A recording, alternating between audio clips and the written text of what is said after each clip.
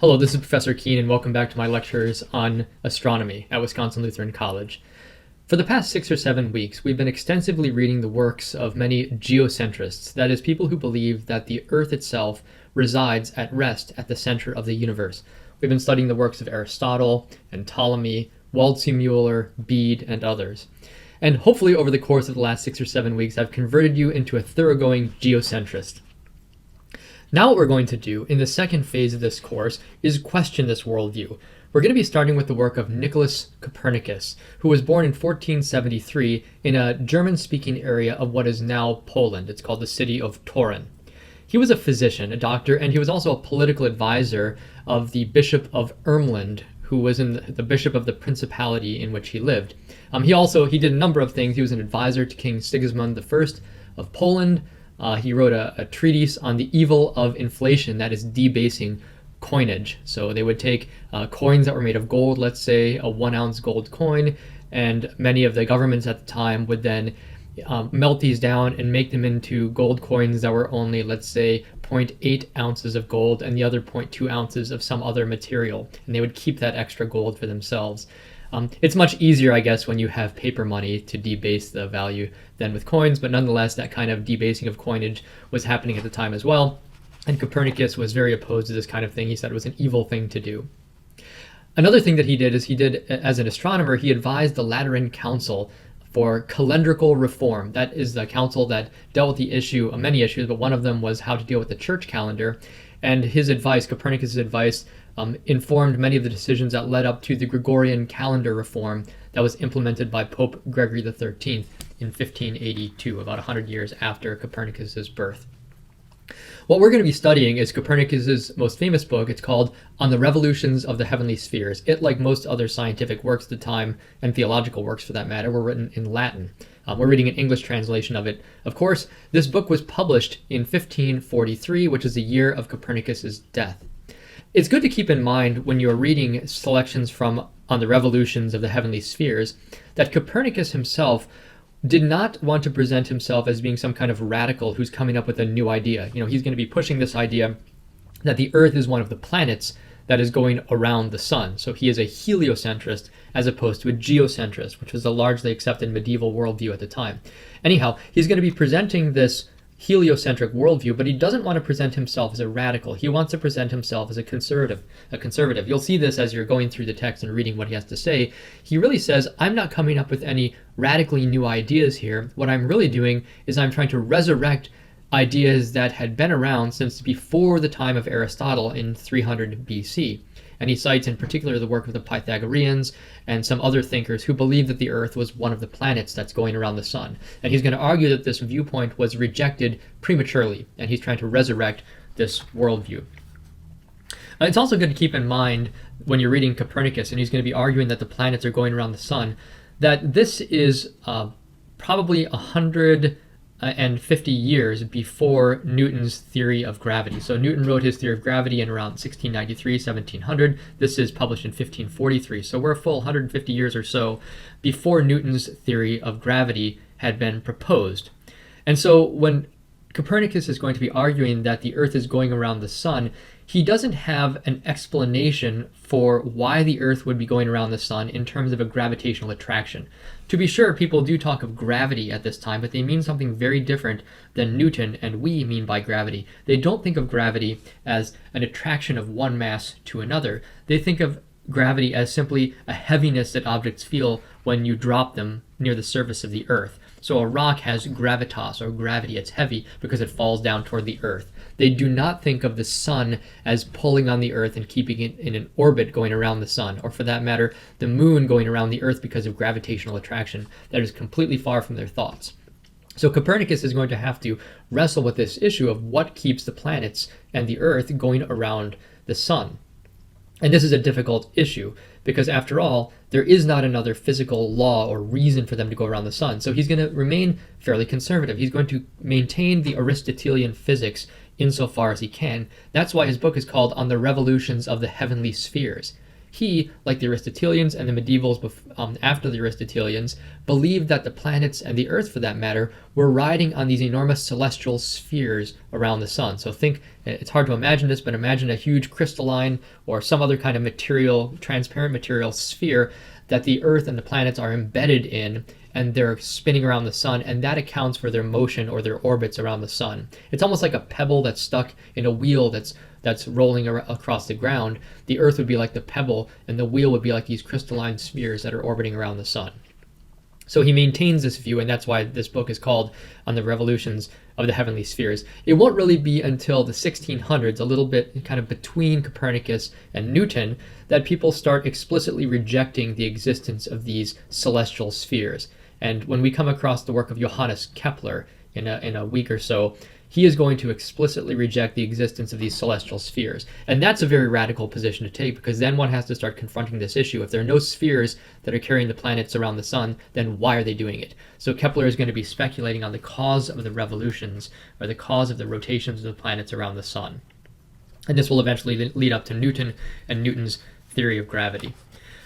On the page, I guess it's page 130, there is an introduction to this book on the revolutions of the heavenly spheres. It's an introduction to the reader concerning the hypothesis of this work. And this introduction is something that was attached to the beginning of this book that was published in 1543, but it's widely considered that this was not written by Copernicus himself. It was written by someone else.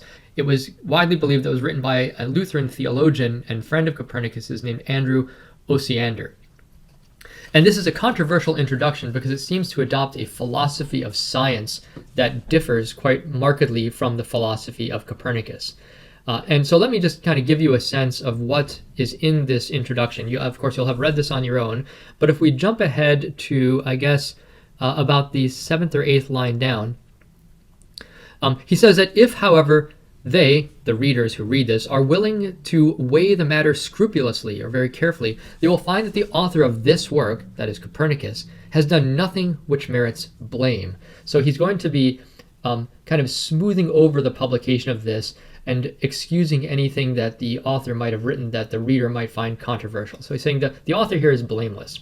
And he goes on to say, "For it is the job of the astronomer to use painstaking and skilled observation in gathering together the history of the celestial movements, and then, since he cannot by any line of reasoning reach the true causes of these movements, to think up or construct whatever causes or hypotheses he pleases, such that, by the assumption of these causes, those same movements can be calculated from the principles of geometry for the past and for the present, or for the past and for the future too."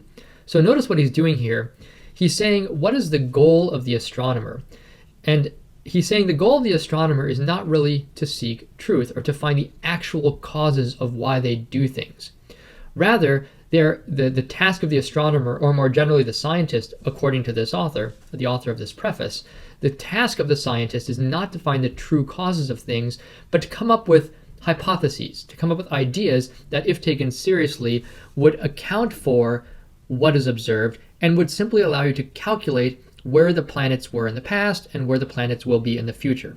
So, in other words, it's not so important to know why Mars is going to be rising at a particular time on a particular day, or why Jupiter is going to be located in the sky at a particular time 7 weeks from now, as long as whatever hypothesis or the model or the mechanism that the astronomer comes up with allows him to calculate accurately where Jupiter will be 7 weeks from now, that's good enough, and that's all that can be expected of an astronomer. So this is sometimes called an instrumentalist view of science that the author of this introduction is presenting. That is saying that science, astronomy and science more generally, is not about a search for truth, but rather it's simply an instrument that allows you to calculate and predict what's going to happen in the future. This is a radically different view than many scientists in the past, and even many scientists today have. But many scientists today do accept this perspective. This is a very popular perspective that science is not about trying to find out what's true and false, but simply is a method or an instrument for predicting what may or may not happen in the future. So this is the philosophy of science that's being presented here. And I think it's important to note that the reason people think Copernicus did not write this is because later on, when we read selections that we know Copernicus wrote, he adopts a philosophy of science that's very different than this. Copernicus is going to argue that he thinks he's come up with a true ordering and a true account of the motion of the planets. Okay, he goes on, by the way, at the bottom of this page, I guess at the bottom of page 130, he mentions that even, and this is an argument for this instrumentalist view of science, he says even the older theories, such as the Ptolemaic theory, the theory that was advocated by Ptolemy, even that had some ideas that are seemingly absurd or strange, and yet they were able to calculate things, and that was good enough. And the example that he gives is one that he presents as kind of an absurd idea that comes out of Ptolemaic astronomy. One of the ideas in Ptolemaic astronomy is to account for the apparent progressions and retrogressions of the planets with respect to the Earth.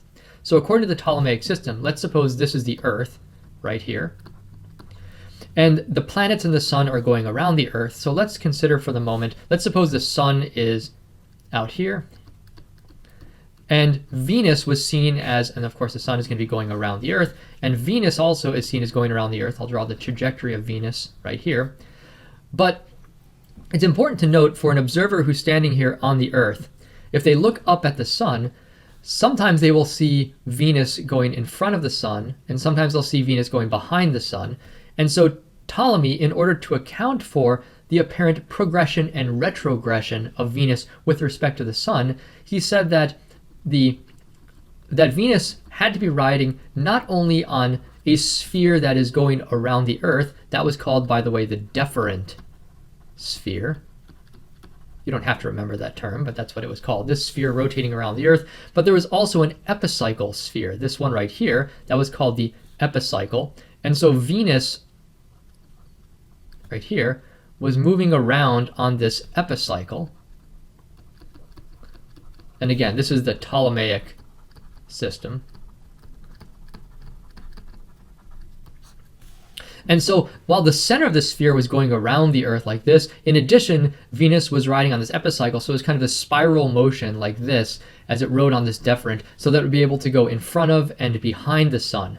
And here's the thing that the author, Andrew Osiander, points out, is that in order to account for the angular elongation, or the apparent angle between the sun and Venus, so if I draw a line right here between the sun and the Earth, sometimes Venus appears up to 40 degrees away from the sun in one direction, and sometimes Venus appears to be up to 40 degrees away from the sun in the other direction. So in other words, Venus exhibits up to 40 degrees of what is called angular elongation